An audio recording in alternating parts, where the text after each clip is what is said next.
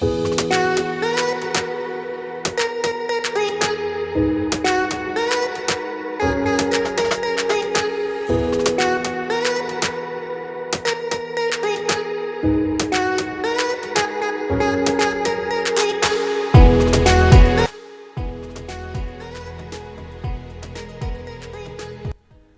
recently, Google has plastered the Pixel 8 and the Pixel 8 Pro all over the front page of the Google Store. With those devices coming in very soon, launching in early October, we're going to take a look back at the Pixel 7 Pro and see how it's held up over the course of the last year, and let you know if you should go ahead and pick one of those devices up, or if we should wait for the Pixel 8 Pro and see what kind of improvements that it will bring. I remember it pretty well. The Pixel 7 Pro had a big hype train when it was launching. And the reason why was because the Pixel 6 Pro had launched the previous year with even more hype, I believe. And that's because Google had recently put in their first generation in-house chip, the Tensor, in the Pixel 6 Pro. Now, when the Pixel 6 Pro launched, the hype quickly faded because the Tensor chip didn't quite meet our expectations. It was a very inefficient chip. The device had a very poor modem, and the device, it kind of felt like when the device was searching for cell signal, it would heat up and cause all kind of thermal issues and then lead to poor battery life. So at the end of the day, when we saw the Pixel 7 Pro was coming with a new chip, our big hope with that device was, hey, maybe this will be the one, the chosen one. Google will have it all ironed out, we'll have a more efficient chip, and we'll have a better modem. What really happened? It was a mixture of both. So in reality, the Tensor G2 chip from Google, it had improvements specifically in the modem. The modem is objectively better from the Pixel 7 Pro, from the Pixel 6 Pro year over year to the Pixel 7 Pro. Where it really didn't improve much is the thermals and the general battery life. It is better, it's incrementally better, it's marginally better. But the problem is, it's almost a semi-custom Exynos chip. So now that we've got that big elephant out of the room, right? Samsung made chips. They're still not great. They don't have the best efficiency. It is what it is. That was a problem with the 6 series. It's still a problem with the 7 series. Google, I think they even know it's a problem. The rumor is they'll be switching production of the Tensor chip to TSMC in the future. So I believe there's hope on the horizon to get this efficiency corrected. The bad news is I don't think the Pixel 8's fixed it anyway.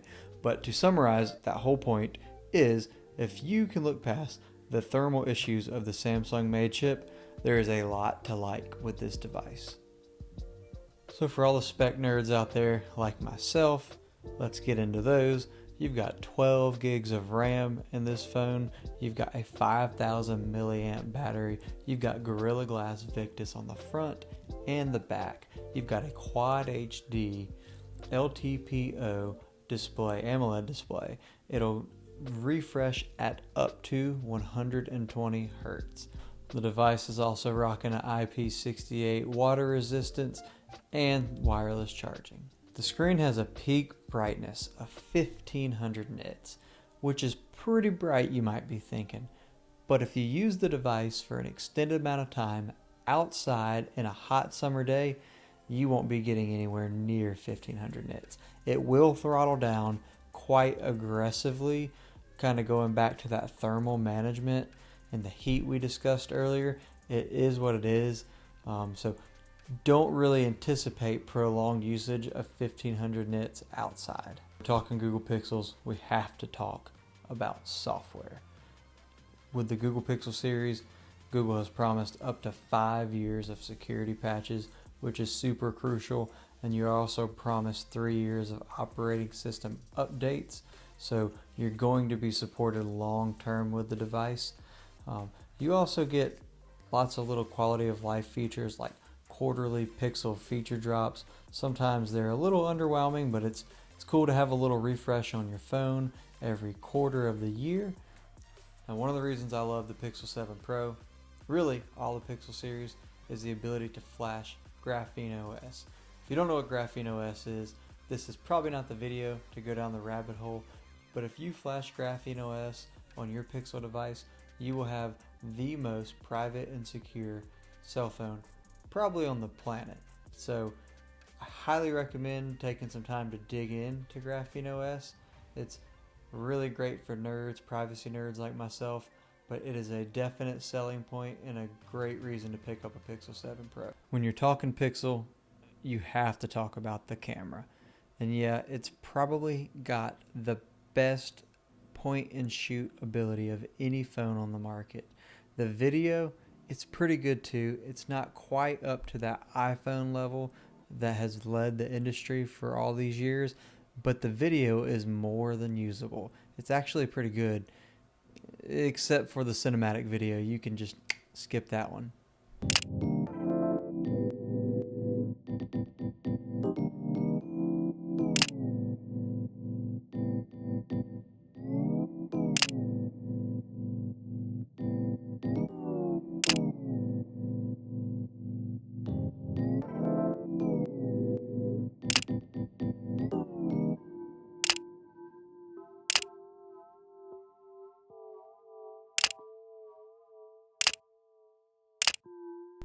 Now stop and listen to me. If you do buy a Pixel 7 Pro or a Pixel 7, you have to get a case for it. This is the slickest phone you will ever hold, you will ever put on a desk, you will ever put on any surface. I can't tell you how many times I've put this device down on a surface that I believe is relatively flat, and I will turn around and start walking away from that desk, from that surface, and I'll hear ka-clang, ka-clang, and what do you know? My device is on the ground.